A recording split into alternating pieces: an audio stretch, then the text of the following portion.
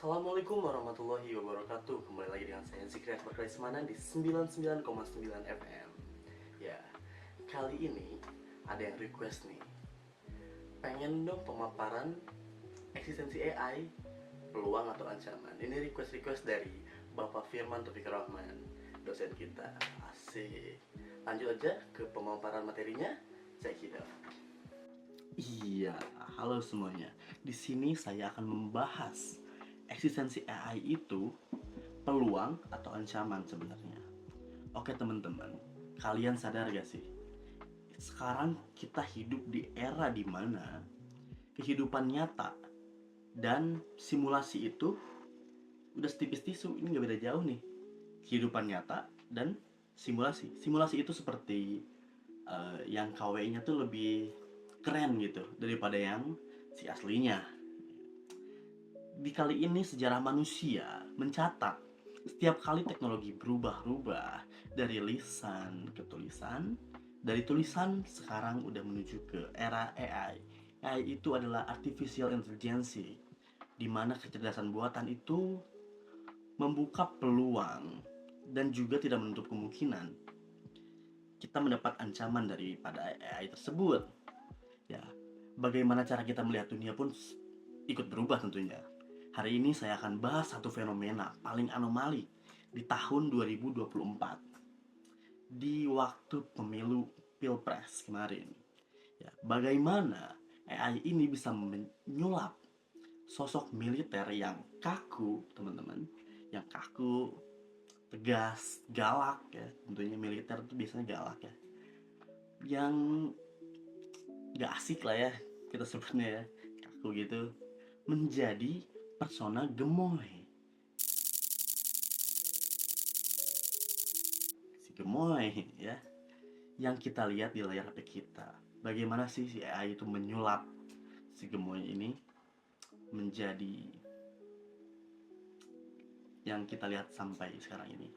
Oke, teman-teman, ini secara akademis ini adalah dekonstruksi radikal atau dekonstruksi makna, yang mana ini adalah perubahan besar-besaran mengenai branding dirinya, teman-teman. Ini struktur makna lama tentang kewibawaan dan ketegasan ini tuh dibongkar oleh AI, dibongkar total, teman-teman. Lalu disusun kembali menjadi ilustrasi kartun yang ramah anak tentunya ya, yang menarik kaula-kaula Gen Z, teman-teman ya. Ini tuh isu politik yang biasanya berat, bikin pusing, tegang, teman-teman, menjadi disederhanakan, simplikasi, menjadi komoditas visual yang enak dilihat nih, teman-teman. Ya, di sini pertanyaannya tuh kenapa? Kenapa kita bisa langsung suka kepada sosok si gemoy itu? Gen Z rata-rata suka ya.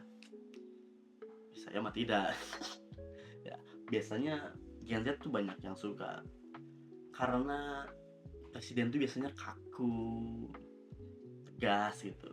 Ini gemoy gitu. Waktu Pilpres kemarin, sebelum kejadian yang kemarin itu.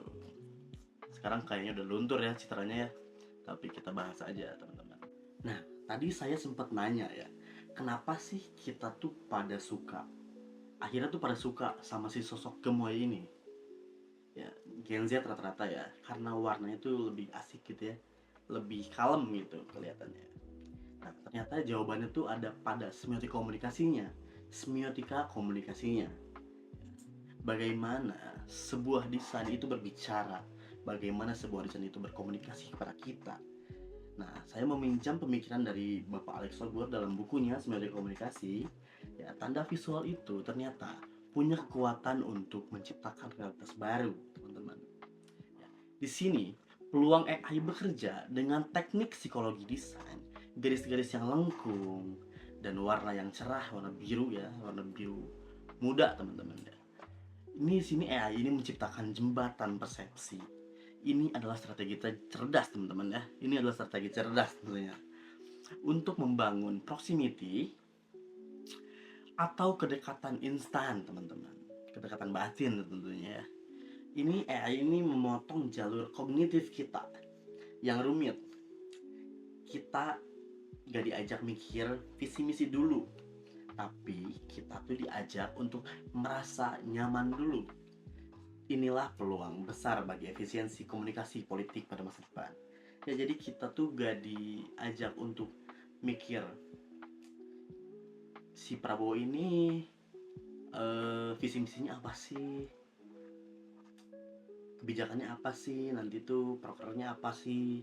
Nah, kita gak dibuat mikir ke situ dulu, tapi kita dibuat nyaman dulu oleh visualnya. Bagaimana sebuah warna, sebuah lingkungan desain, sebuah rekayasa AI ini membuat persepsi kita berubah terhadap seseorang. Eits, tunggu dulu teman-teman. Di balik keimutan, ya, di balik kegemoyan, di balik kelucuan, semuanya itu ada ancaman yang nyata, teman-teman. Kita ini terlalu asik nih di dalam ruang simulasi. Ya, sampai akhirnya kita ada di titik sudah di fase simulakra, teman-teman. Simulakra ini adalah matinya nalar kritis kita, teman-teman. Saat politik hanya menjadi sekedar urusan perasaan yang diatur oleh algoritma, echo chamber effect atau efek ruang gema, sesuatu yang repetitif itu sesuatu yang berulang yang mengubah persepsi kita, teman-teman. Ya, di sini kita tuh beresiko kehilangan kemampuan untuk membedakan mana karakter kartun yang lucu dan mana kebijakan politik yang nyata.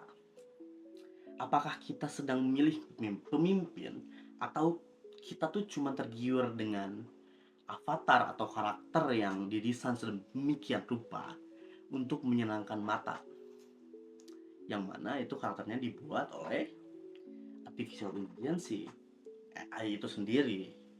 Ya, jadi AI atau peluang atau ancaman itu tergantung pada diri kita masing-masing, teman-teman. Bagaimana cara kita bijak dalam menanggapinya tentunya, ya teman-teman.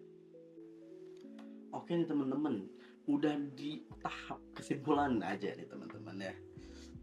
Gak kerasa ya, udah lumayan lama ya, ini kita beberapa menit gitu ya. Eksistensi AI ini dalam komunikasi politik adalah pedang bermata dua, teman-teman. Ia adalah peluang yang besar untuk menjangkau halayak secara inklusif, namun juga ia ancaman yang besar jika kita membiarkan emosi mengalahkan logika. Jangan sampai emosi kita, kesukaan kita kepada sesuatu itu mengalahkan logika. Kita jadi batu terhadap sesuatu. Prabowo mengeluarkan kebijakan apa, kita batu. Prabowo menandatangani kontrak apa, kita batu, teman-teman. Saran saya ya teman-teman, nikmati visualnya teman-teman, tapi tetap kritis pada substansinya. Jangan sampai kita jadi bangsa yang lebih hafal joget ya, si joget gitu ya, si joget gemoy gitu, daripada seorang karakter dan daripada program kerjanya. Ya, jadi kalian tuh, saran saya ya, nikmati aja sih visualnya gitu. Gak perlu kalian tuh jadi apa ya, addicted atau candu gitu sama si karakternya. Jangan sampai ini teman-teman, kalian tuh lebih hafal jogetnya. Ya teman-teman, kalian tuh lebih hafal si joget si gemoy daripada program-program kerjanya, teman-teman.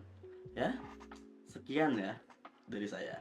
Saya Zikri, pamit undur diri. Wassalamualaikum warahmatullahi wabarakatuh.